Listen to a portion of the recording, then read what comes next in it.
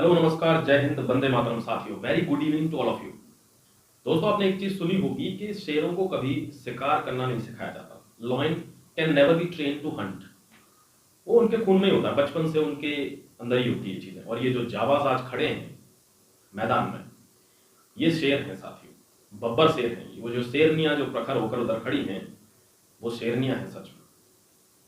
और जो लोग घर से बैठ के देख रहे हैं दोस्तों, अगर आप नहीं उठते हैं ना, तो मुझे ऐसा लगता है कि फिर शीशे के सामने जाना और खुद से पूछना कि क्या सच में मैं जिंदा हूं। फोर्स अभी भी नहीं है, किसी को फोर्स अभी भी नहीं है कि जाना है कि नहीं जाना, लेकिन अपनी अंतरात्मा से पूछना जरूर कि क्या मैं जिंदा हूं। दोस्तों, वो लोग वहां खड़े हैं धूप में।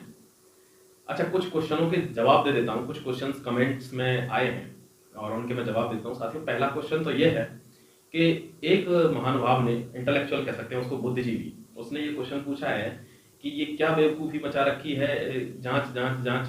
जो भर्ती विभाग है उसने उन्हीं लोगों को वहां बुलाया है भर्ती बोर्ड में जिन लोगों को उन पर शक है, जिनके मार्क्स बहुत ज्यादा है।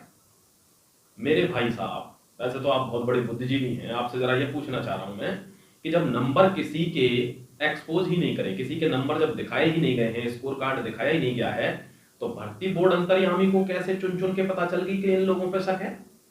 और भर्ती बोर्ड इतना ईमानदार कि उनको तुम्हें बिना बताए उनको छांट के रख देगा। अरे दोस्तों, थोड़ा सा तो यूज करो। दूसरी बात ये, हाँ कुछ मेरे अपने साथी हैं, उनके थोड़ा डाउट क्लियर कर देता हूं। देखो दोस्तों, जो दिखता है वही बिकता है, ऐसी कहावत चलती आ रही है, ये बिल्कुल सच बात है। तो आपको एक चीज मैं बता दूं कि इसमें मैं बिल्कुल बिलीव नहीं करता कि जो दिखता है वही बिकता है। कुछ साथियों ने पूछा कि भाई आप वहीं से वीडियो बना रहे हैं और आप यहां नहीं आए, तो मैं उनसे रिक्वेस्ट करूंगा छोटी सी कि मैं वहां तो नहीं आ सकता, मेरी कुछ अपनी मजबूरियां हैं दोस्तों, लेकिन हाँ मैं जितना आपके साथ रह सकता हूं वो मैं हूं और आगे भी रहूंगा।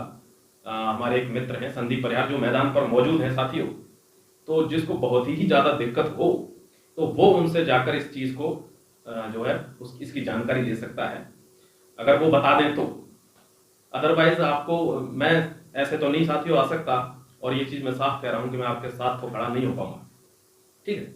लेकिन हाँ, जितना मैं कर सकता हूं उतना मैं कर रहा हूं, बस आपसे कम कहिए, आप ज्यादा समझ लो, ठीक है दोस्तों। और एक दो क्वेश्चन पैट वाला। पैट में बहुत लोग परेशान हैं, कह रहे हैं कि 50% से शुरू होना चाहिए मामला। अरे 50% ना सही, 50 नंबर से ऊपर तो शुरू होना चाहिए।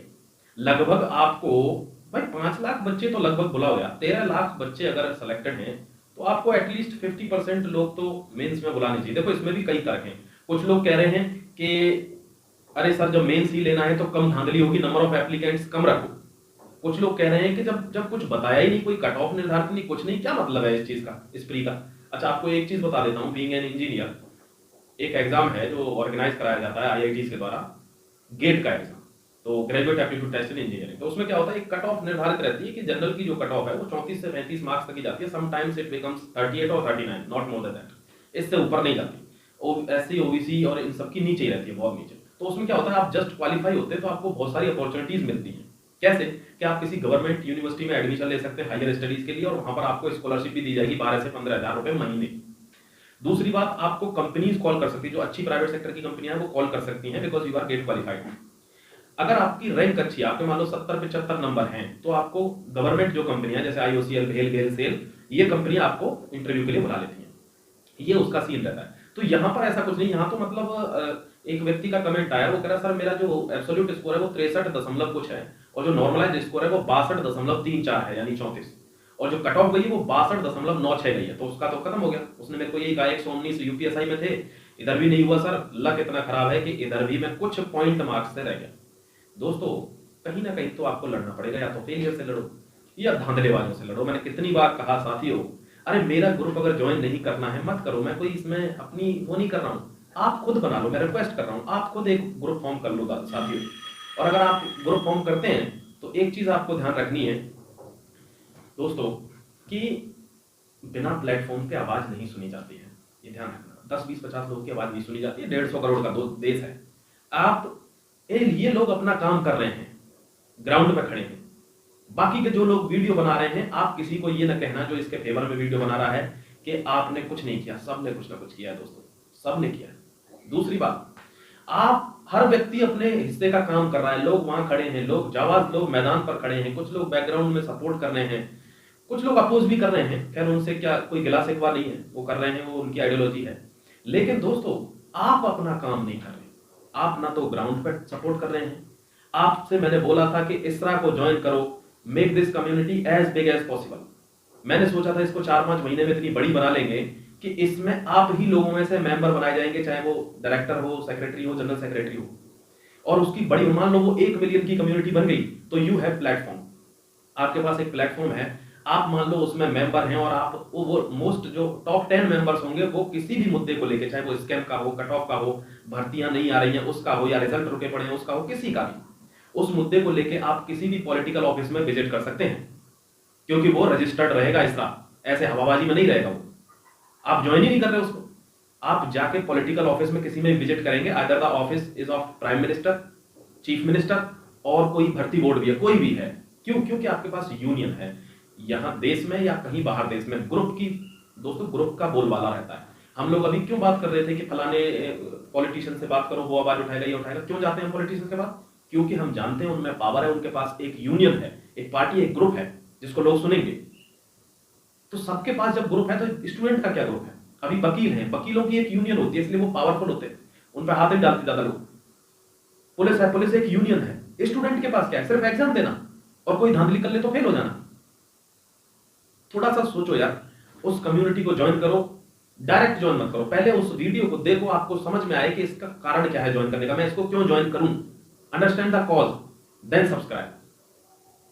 अगर वहां पे कुछ थोड़ी सी भी बड़ी होगी ना, आप अपनी पावर फील करना। जब आप ऑफिस में जाएंगे, किसी भी पॉलिटिकल ऑफिस में, और वहां वो आपसे पूछेंगे कि हाँ भाई क्या प्रॉब्लम है आपकी, तो आप कहेंगे कि हम कट ऑफ के सिलसिले में आए हैं, या हम स्कैम के सिलसिले में आए हैं, अब इस चीज की भर्तियां नहीं आ रही हैं, उस सिलसिले में आए हैं, एंड वी आर फ्रॉम इसरा, इंडियन स्टूडेंट रिफॉर्म एसोसिएशन।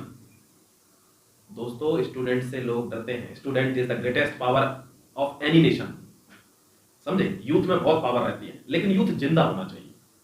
आप इसरा की तरफ से जाएंगे, उसके कोई मेंबर रहेंगे, तो आपकी बात सुनी जाएगी, और आप कह देंगे ये रहा ज्ञापन, and we want your answer within 2 days और 3 डेज और 4 डेज। इतनी आपकी पावर रहेगी। अभी हम लाइनों में खड़े होकर 10-10 दिन से धूप में तड़प के ज्ञापन ले लेके खड़े हैं, और ज्ञापन लिया भी नहीं जा रहा। तो आप समझो ना क्या पावर है आपकी। एंड उस टाइम पे आप अपनी पावर फील करना, जब आप ग्रुप की तरफ से, यूनियन की तरफ से जाओगे। तो try to make this union big. Thank you very much दोस्तों। अब आप चाहे कुछ करो चाहे ना करो, आप निर्णय लो कि आपको कुछ अपने लिए कोई प्लेटफॉर्म बनाना है कि नहीं बनाना, अपने लिए लड़ाई लड़नी है कि नहीं लड़नी है, जीतना है या यूं ही कहते ही रहना है। घूरे पे गुलाल क्यों डालते हो? अरे किसी आदमी के गुलाल लगाओ ना, जो खड़ा होके गर्व से कह सके कि yes I am with him और हर, हाँ मैं इसके और इसके साथ खड़ा हूं। वहां बटन दबाओ ना। आप पता नहीं कहां क्या ही कर रहे हैं। दोस्तों, निर्णय लेने का टाइम है। Apart from all the fun, यानी हर चीज को किनारे रखते हुए अपने लिए लड़ो, अपने लिए मैदान में पहुंचो, और इसरा को बड़ा बना लो। फिर समझा रहा हूं, उसमें आप ही लोग रहेंगे, उस पर किसी की बापोती या उस पर वो नहीं रहेगा, क्या बोलते हैं, उसके ऊपर कोई ऑर्डर नहीं चलेगा उसका। उसमें सारे लोग मेंबर होंगे, और मेंबर की बराबर डिस्ट्रीब्यूटिव पावर होंगी। तो try to make that big. Thank you very much, God bless you, all the best. एक चीज बोलना भूल गया था, उन सभी लोगों को हाथ जोड़कर सत सत नमन, सत सत प्रणाम, सत सत नमस्कार, जिन लोगों ने आज ये दिखा दिया कि यूपीएसआई के स्टूडेंट क्या हैं। दोस्तों, जब तक अपनी आवाज नहीं उठाओगे तब तक कोई नहीं सुनता। आज उन लोगों को सभी मीडिया, लगभग 1-2 को छोड़ के सभी मीडिया वाले वहां पहुंचे। जैसे उल्टा चश्मा की प्रज्ञा मिश्रा जी पहुंची, आपके पास TV9 भारतवर्ष के लोग पहुंचे, आपके पास एबीपी न्यूज पहुंची, आपके पास भारत समाचार पहुंचा, 1-2 और न्यूज चैनल हैं, एनडीटीवी शायद नहीं पहुंची, फिर से बात किया जाएगा दोस्तों, लेकिन आपके पास पहुंचेंगे। आप पहुंचेंगे तो वो भी पहुंचेंगे, ध्यान रखना। ट्राई करो दोस्तों, पहुंचने की ट्राई करो, और अपनी बात रखने की ट्राई करो। वहां कुछ हो थोड़ी रहा है यार, अपनी बात रख रहे हो, अपना अधिकार मांग रहे हो, क्या दिक्कत है? दंगा थोड़ी हो रहा है। जय हिंद, वंदे मातरम, गॉड ब्लेस यू ऑल।